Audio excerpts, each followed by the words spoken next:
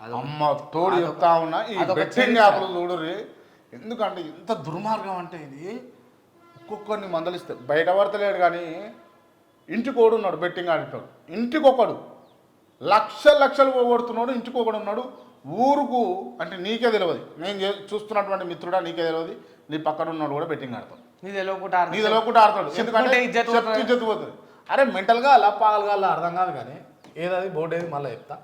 ఇదంతా క్లీన్ చేయి. ఓకే పోతుంది.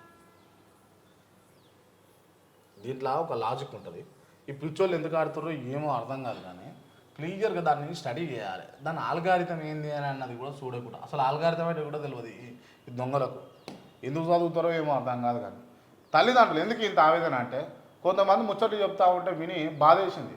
వాళ్ళ తల్లిదండ్రులు అక్క పెళ్లి చేద్దామో చెల్లె పెళ్లి చేద్దామని ఇంట్లో డబ్బులు జమ చేస్తూ ఉంటే ఆ దరిద్రులు పోయి ఆ పైసలన్నీ తీసుకొని పోయి బెట్టింగ్లలో పెట్టాలి. పుస్తకాలు కూడా కుదిపెట్టిపిస్తున్నారట.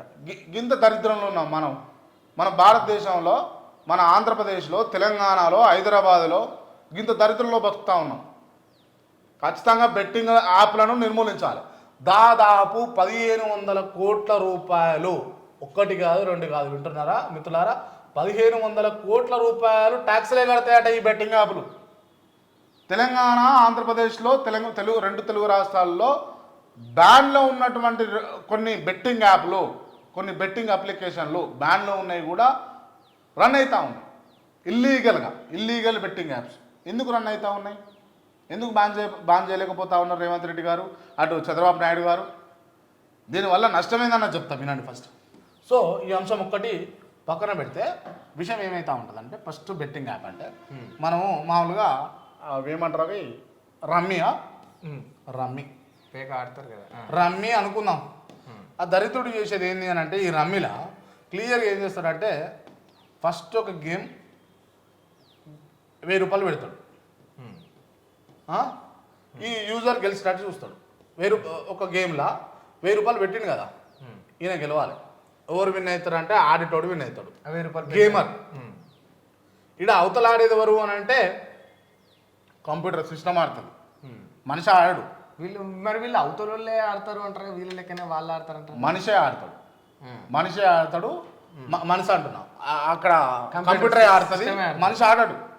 వీళ్ళకి తెలియని విషయం ఏంటి అని అంటే ఈ ఆల్గారిథం ఎట్లా సెట్ చేసి పెడతారు అని అంటే ఫస్ట్ 1000 రూపాయలు పెట్టిండు ఫస్ట్ గేమ్లో, గేమర్కి వస్తాయి, ప్లేయర్కి వస్తాయి. ప్లేయర్కి రాగానే అబ్బా 1000 రూపాయలు వచ్చినాయి రానంటే 2000 పెడతాడు.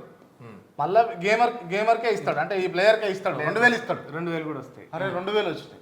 ఇప్పుడు ఈ 1000 వచ్చినాయి, ఇక్కడ 2000 వచ్చినాయి, ఇక్కడ తీసుకొచ్చి 6000 పెడతాడు ఒక్కడేసారి.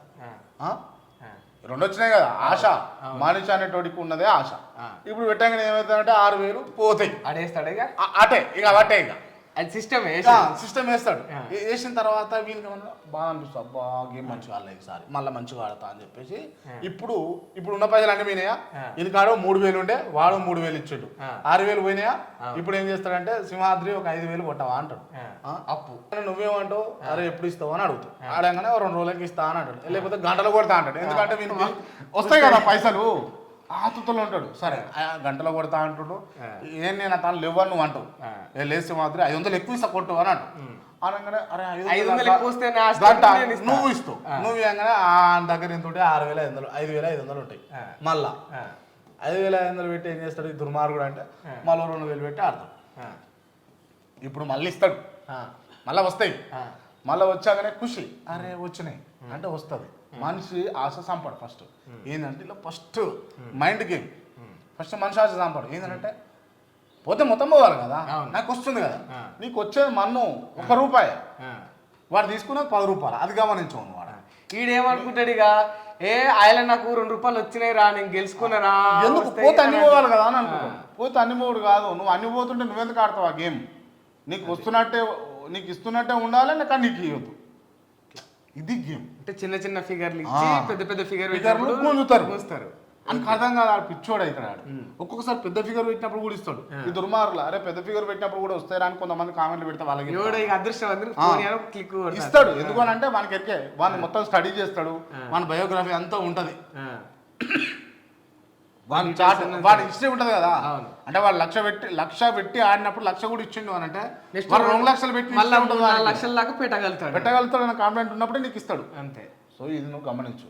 దీనివల్ల దీని బారిన పడి ఇప్పుడు దాదాపు తెలంగాణ యువత అంతా కూడా ఆంధ్రప్రదేశ్ తెలంగాణ భారతదేశంలో ఉన్నటువంటి యువకులందరూ కూడా బెట్టింగ్ యాప్లలో మునిగిపోతూ ఉన్నారు. దీనివల్ల బెట్టింగ్ యాప్లో డెవలప్ అవుతూ ఉన్నాడు. మీరు ఇన్నుండ్రా నాయన 1,500 కోట్ల రూపాయలు కడతా ఉంటాడట ట్యాక్స్. 1,500 కోట్ల రూపాయల ట్యాక్స్. కంపెనీల పేర్ల లీస్టులు కూడా చెప్తాను నేను మీకు. ఎంత దుర్మార్గం అంటే దీన్ని మళ్ళా పెద్ద పెద్ద సెలబ్రిటీలు పేరు మోసిన సెలబ్రిటీలు ప్రమాణం చేస్తూ ఉన్నారు. మీరు ఎంత దరిద్రంలో ఉన్నారు అక్క, అన్నలారా, తమ్ములారా, అక్కలారా, ఎంత దరిద్రంలో ఉన్నారు.